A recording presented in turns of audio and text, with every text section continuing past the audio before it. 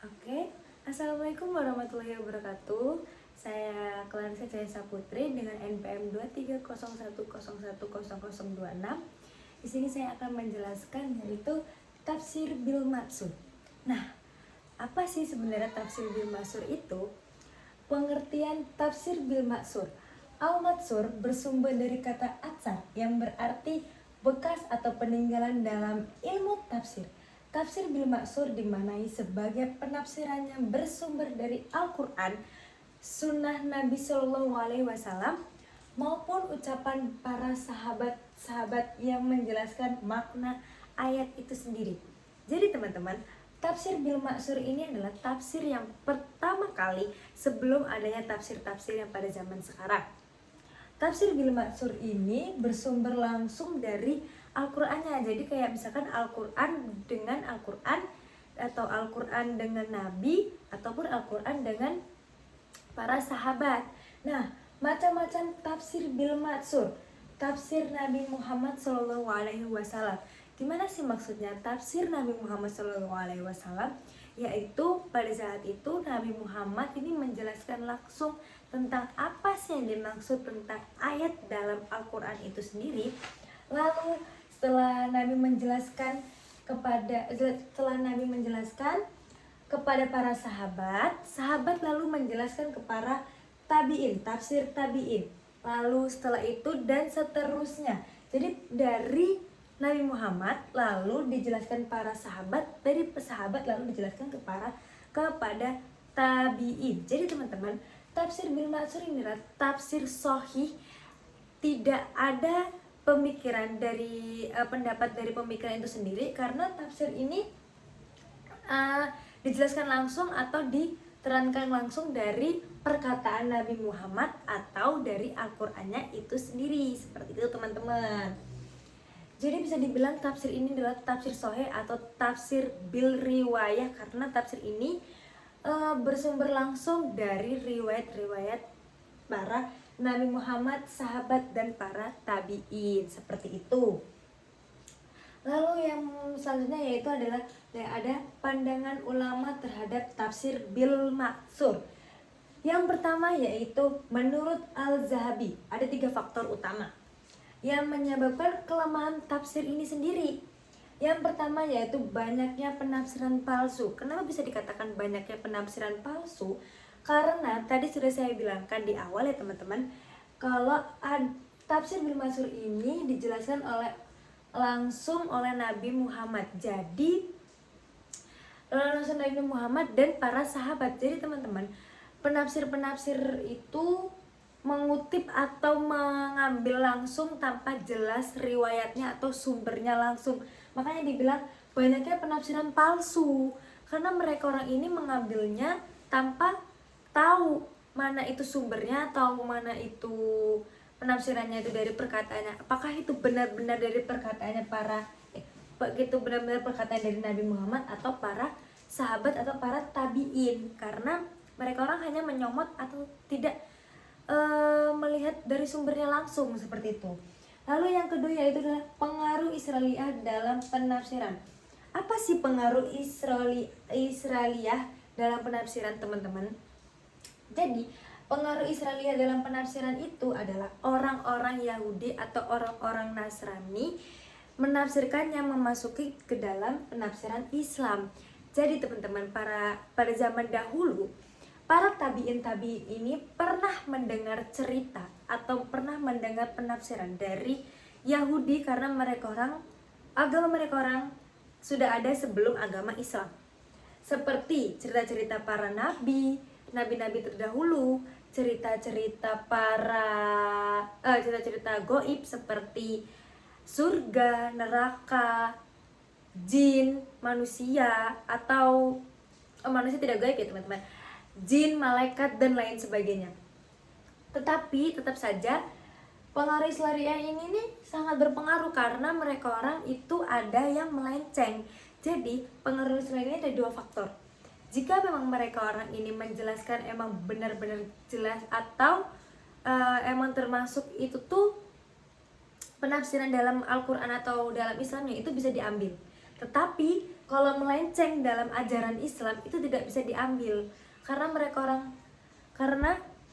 mereka orang ini tuh ada pendapat-pendapat dari mereka orang itu melenceng dari pengajaran Islam itu sendiri atau dari penafsiran Nabi Muhammad itu sendiri.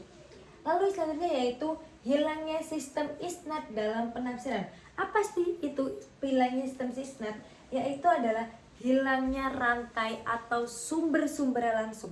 Jadi pada zaman dahulu sampai pada zaman sekarang itu, zaman dahulu itu jelas sumbernya yang mana, sanadnya dari mana, semua itu sudah tertulis. Tetapi makin kesini itu tidak jelas. Jadi kenapa makanya dibilangin ulama terhadap Bil Mansur ini hilangnya isnad ini, karena rantai-rantainya itu mengisinya itu tidak jelas gitu, seperti itu. Jadi bisa dibilang hilangnya sistem isnad dalam penafsiran itu hanya karena hilangnya rantai atau sumber-sumbernya itu langsung.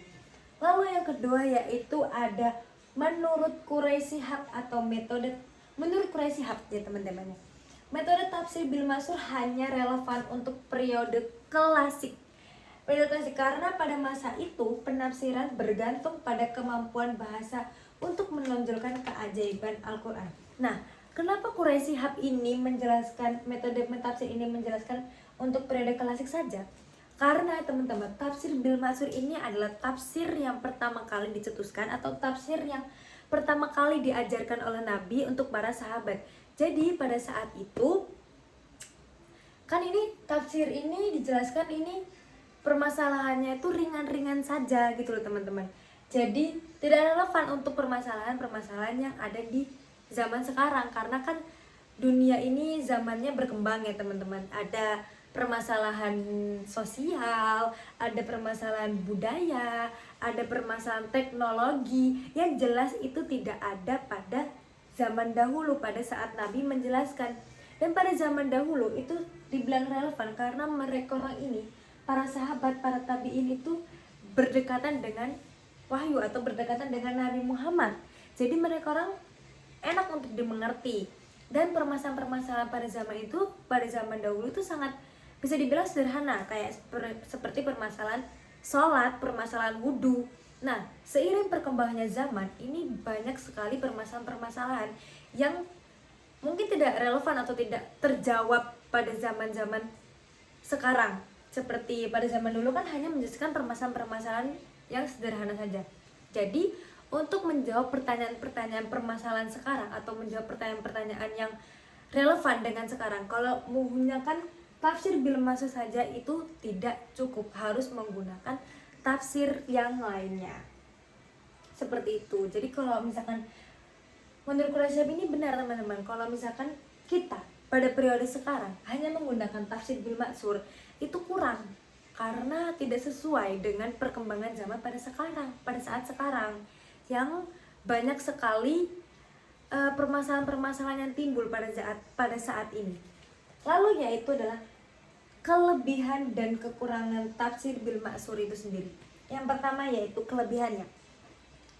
Kelebihan itu lebih terpercaya karena tafsir ini kan sudah saya bilangin tadi itu teman-teman, tafsir ini tuh bercondong dasarnya dari Al-Quran langsung itu sendiri. Al-Quran menjelaskan tentang Al-Quran itu sendiri dan dijelaskan oleh Nabi Muhammad, dijelaskan oleh para sahabat dan tabi'in. Jadi jelas, sahih atau dijelaskan langsung.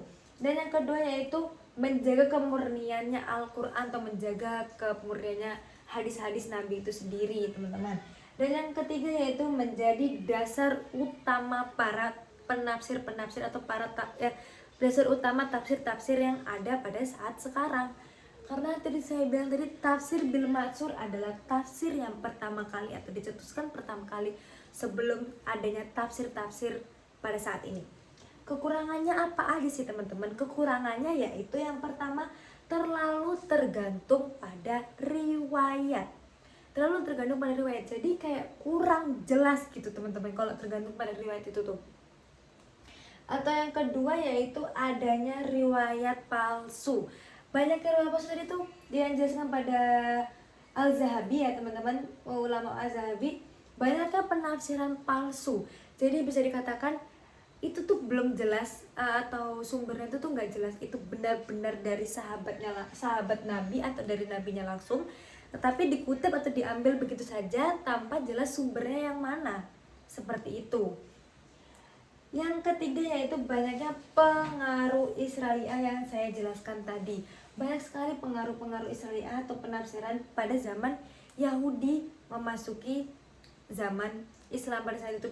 Jadi pengaruh-pengaruh orang-orang Yahudi atau orang-orang Nasrani yang mereka orang tuh percaya kayak agama mereka orang itu terlebih dahulu sebelum agama Islam. Jadi seperti itu teman-teman. Jadi seperti itu sejarah singkat atau pengertian tafsir bil maksur menurut saya. Terima kasih, semoga membantu teman-teman untuk mengerti atau memahami apa itu tafsir bil maksur, pengertiannya, macam-macamnya, pandangan ulamanya, lalu kelebihan dan kekurangan dari tafsir ini sendiri. Nah, mohon maaf jika ada salah-salah kata atau perkataan saya yang kurang berkenan. Saya akhiri. Wabillahi taufiq wal hidayah. Wassalamualaikum warahmatullahi wabarakatuh. Selamat jumpa teman-teman.